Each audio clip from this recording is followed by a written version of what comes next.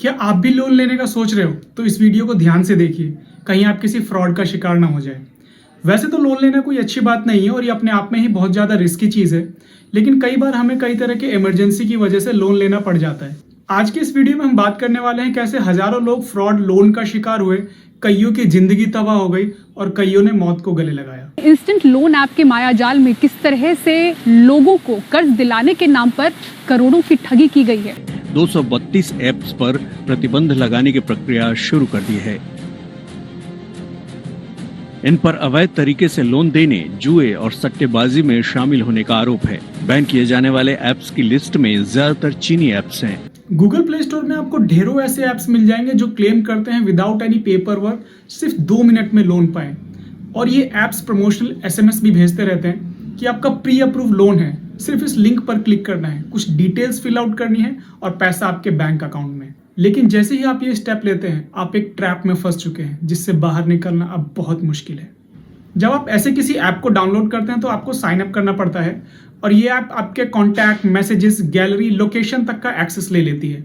और इन ऐप्स में बहुत छोटे टाइम पीरियड के लिए लोन दिया जाता है, जैसे 7 दिन, 14 दिन, मैक्स टू मैक्स 1 महीना, और इंटरेस्ट रेट 40% से लेकर 200% तक होता है। लेकिन बात यहाँ सिर्फ हाई रेट ऑफ इंटरेस्ट की नहीं है, इससे भी ज्यादा घिनौना खेल खेला जाता है जब आप लोन पे नहीं कर पाते या लोन की पेमेंट में कुछ डिले करते हैं। पहले तो ये आपको कॉल करते हैं लोन की रीपेमेंट करने के लिए, लेकिन धीरे धीरे ये कॉल्स हैरेसमेंट, गाली गलौज और धमकियों से भर जाते हैं।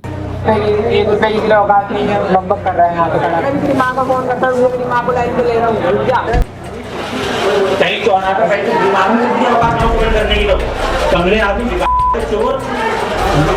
इतना हरासमेंट किया जाता है कि लोन चुकाने के लिए एक और लोन लेना पड़ता है और उसे चुकाने के लिए एक और अब इस ट्रैप से निकल पाना बहुत ज्यादा मुश्किल है। इन लोन कंपनीज के पास आपके सारे कॉन्टैक्ट डिटेल्स, मैसेजेस, फोटोज, यहाँ तक कि लोकेशन का भी एक्सेस होता है, जिनका इस्तेमाल करके आपको ब्लैकमेल करते हैं, धमकियां देते हैं, आपके कॉन्टैक्ट लिस्ट को कॉल कर करके गालियां देते हैं, और अगर गलती से किसी महिला ने ये लोन लिया है तो उसकी फोटोज को मॉर्फ करके न्यूड पिक्स क्रिएट करते हैं और कस्टमर की कॉन्टैक्ट लिस्ट यूज करके एक व्हाट्सएप ग्रुप बनाया जाता है जिसमें उस महिला की न्यूड पिक्चर शेयर करी जाती है। कल एक अकाउंटेंट है, उन्होंने मुझे बुलाया, बोलते भूमि ज़रा कैबिन में आना, तो बोल रहे ये मुझे व्हाट्सएप पे आया।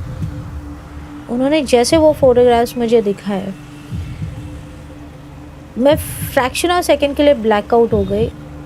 मुझे टोटली नूड, नेकेड दिखाकर, मतलब it was a morph photograph था। मेरे सारे कॉन्टैक्ट्स को भेजे। इतना ज्यादा बेइज्जत कर दिया जाता है कि लोग शर्म से बचने के लिए सुसाइड करना ज्यादा आसान समझते हैं। ये तेलंगाना की रहने वाली मोनिका है।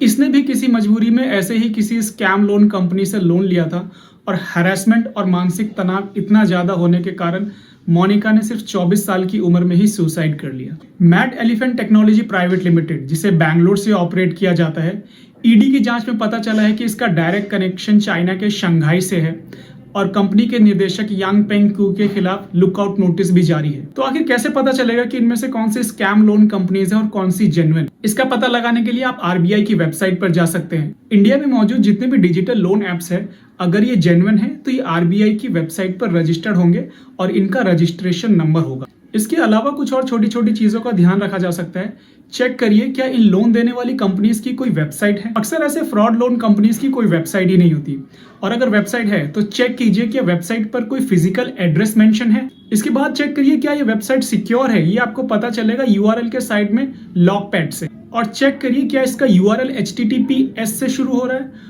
अगर सिर्फ HTTP से शुरू होता है तो इस पर ट्रस्ट नहीं किया जा सकता। फिर चेक करिए आप जिस लोन ऐप से लोन ले रहे हैं क्या ये आपकी KYC की मांग कर रहा है, क्योंकि ये बहुत जरूरी है नो योर कस्टमर की नॉर्म्स को फुलफिल करना। अगर ये KYC की मांग नहीं कर रहा तो सावधान हो जाइए।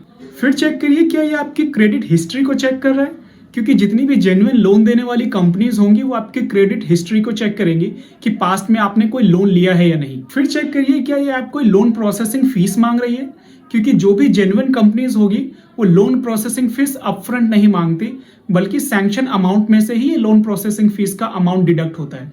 अगर कोई कंपनी आपको लोन लेने से पहले ही प्रोसेसिंग फीस की डिमांड करता है तो वहां पर सावधान हो जाइए, ये एक फ्रॉड एक्टिविटी है। फिर चेक कीजिए कोई लोन एग्रीमेंट है, क्योंकि जेन्युइन लोन देने वाली कंपनी आपको आरबीआई के गाइडलाइन के अकॉर्डिंग एक लोन एग्रीमेंट प्रोवाइड करेगी जिसमें टर्म्स एंड कंडीशन क्लियरली लिखा होगा, जैसे rate of interest, repayment schedule और पेनल्टीज वगैरह।